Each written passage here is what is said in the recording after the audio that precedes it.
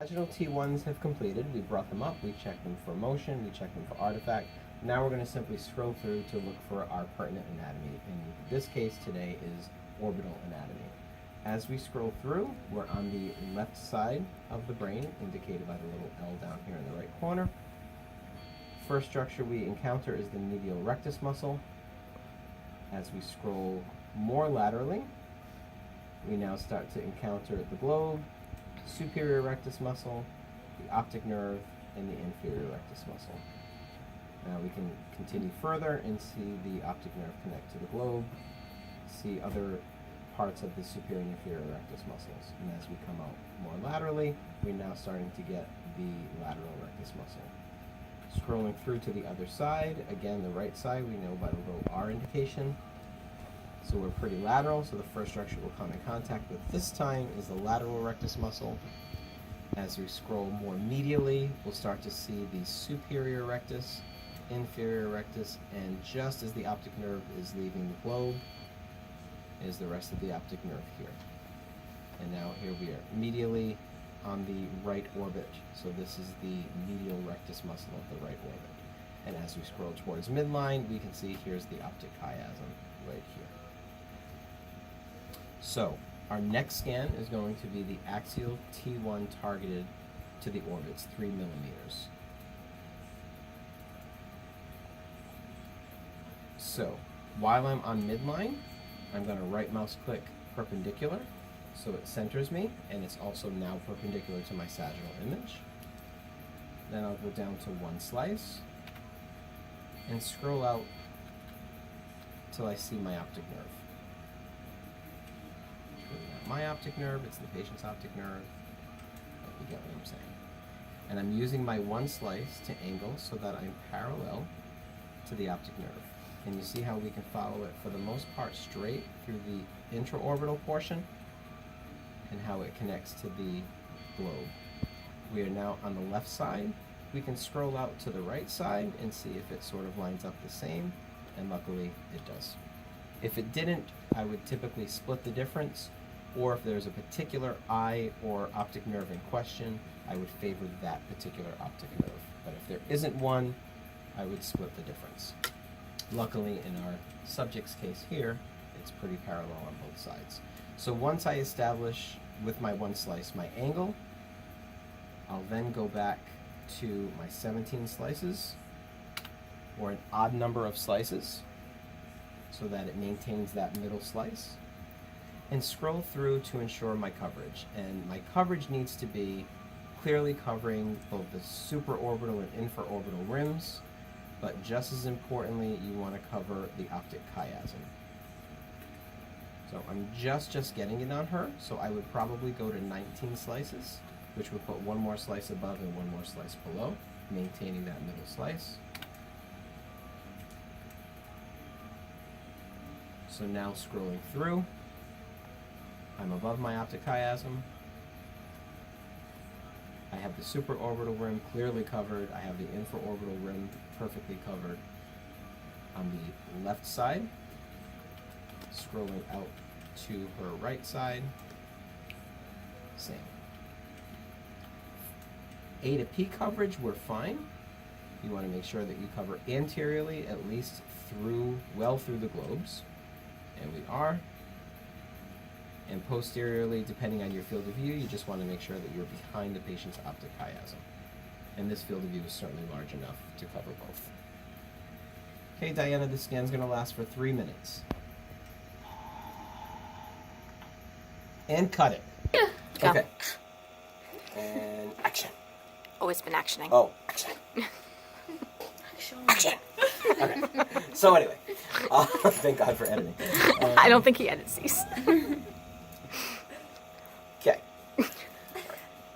Our axial T1 targeted scans have finished. We're dragging them up into our segment here to check through for, of course, artifact and motion. There isn't any. Now we're checking for our anatomical coverage. Here we're clearly inferior to the orbit. Here's the maxillary sinuses. And as we move cephalad, or superior, towards the head, we start to encounter the infraorbital rim. There's the inferior rectus muscles there. As we move further cephalad, we start to see the lateral and medial and lateral rectus muscles. There's the globes. Now we're starting to see the optic nerves exit each globe. There's two nice straight cuts of it. As again we move more cephalad, we start to see the retroorbital segments of the optic nerves as it joins and forms the optic chiasm. There's the optic chiasm, and there's the optic tracts. So we have plenty of superior coverage. Supraorbital rim is covered all the way down through the infraorbital rim.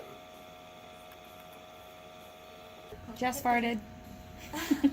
I hate you so much. What? He's not going to edit them? What? What? What about the editing? What? No editing? Okay. Time is precious, I people. know, I'm gonna throw up. Don't ever show me. Okay, so the next scan that just finished was anatomically a repeat of the axial T1 targeted. Only difference is this time we performed fat saturation. So anatomically they are in the same exact slice location. So here is slice location head 15.15 and over here head 15.15. I'm going to, for demonstrating purposes, link both of these. So as we scroll through, you can actually see one image is fat satted, one image is not. How'd you do that? Yes. I'll show you later after this video. I like that. So let's get to right here. Left image is fat satted, right image is not. So on T1 weighted imaging, what is T1 bright? Fat.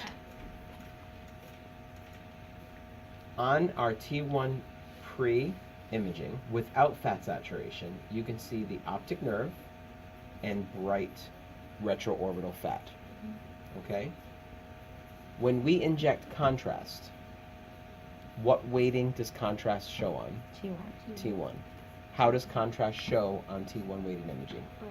Bright. So now we've established two things that show up bright on T1 weighted imaging. Contrast and fat.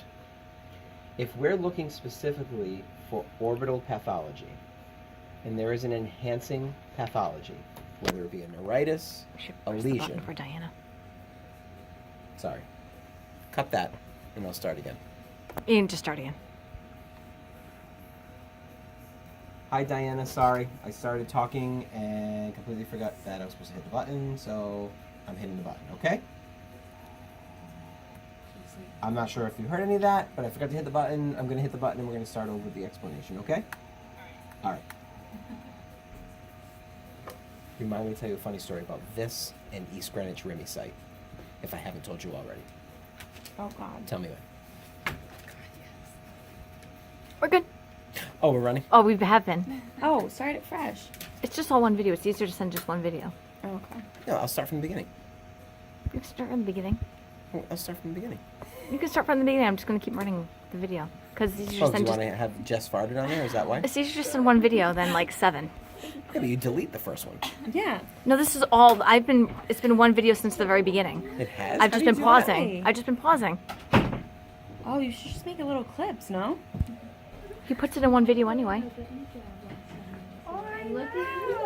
Whatever, I'm going to wipe this dirty Yeah, look go off my ahead. Do your face. thing. Okay. Do your thing. Okay.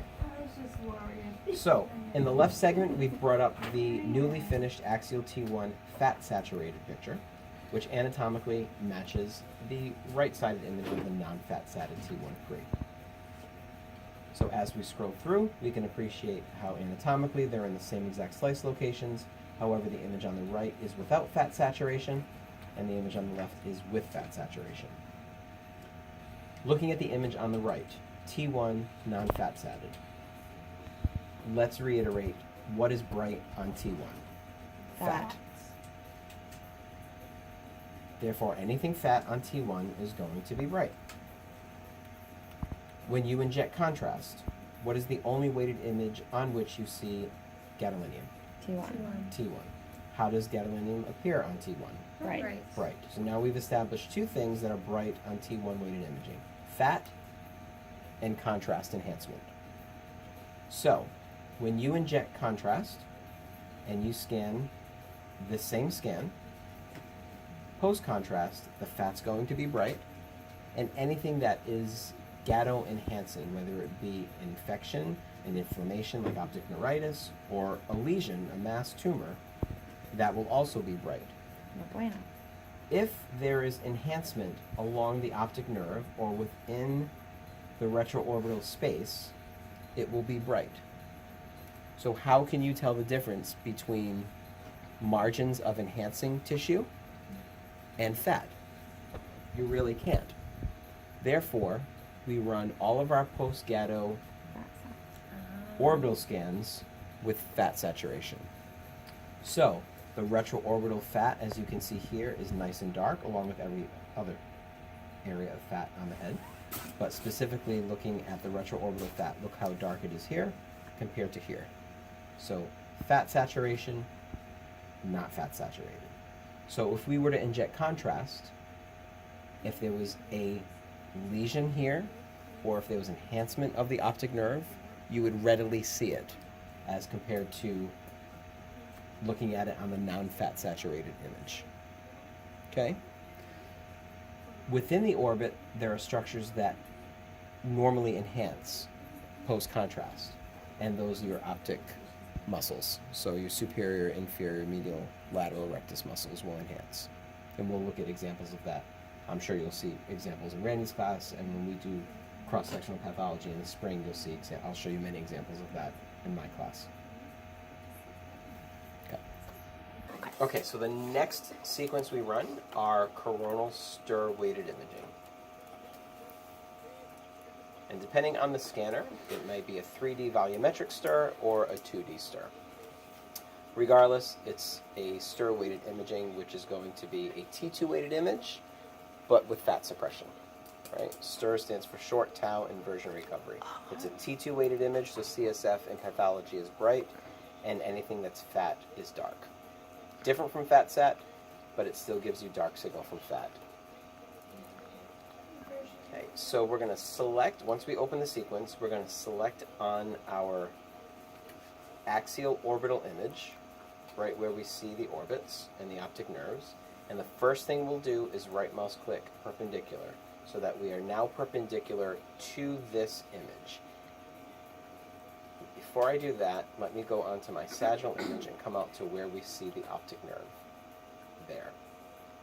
So here's the optic nerve. And I'm doing that so you can see my point of going perpendicular. So selecting back onto the axial targeted image of the optic nerves, I will right mouse click perpendicular, which makes our slices perpendicular to this actual image. Watch what it does to the slices on the sagittal image. It makes it perpendicular to the optic nerves.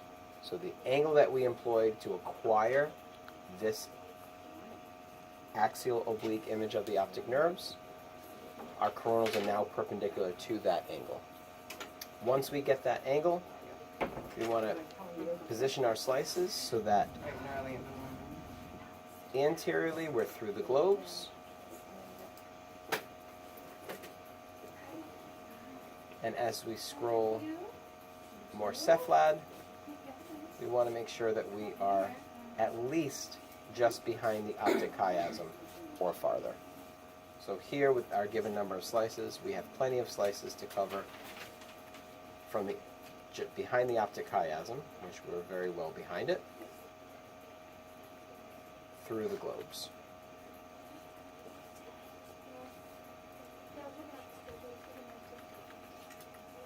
And again, I would just make sure that the top of our field of view covers the brain, much like we talked about with IACs and pituitaries. No reason to cover the jaw, the tongue, when you can cover the top of the brain. So here, as you can see, the top of the field of view is fine. And then we'll hit apply. Diana?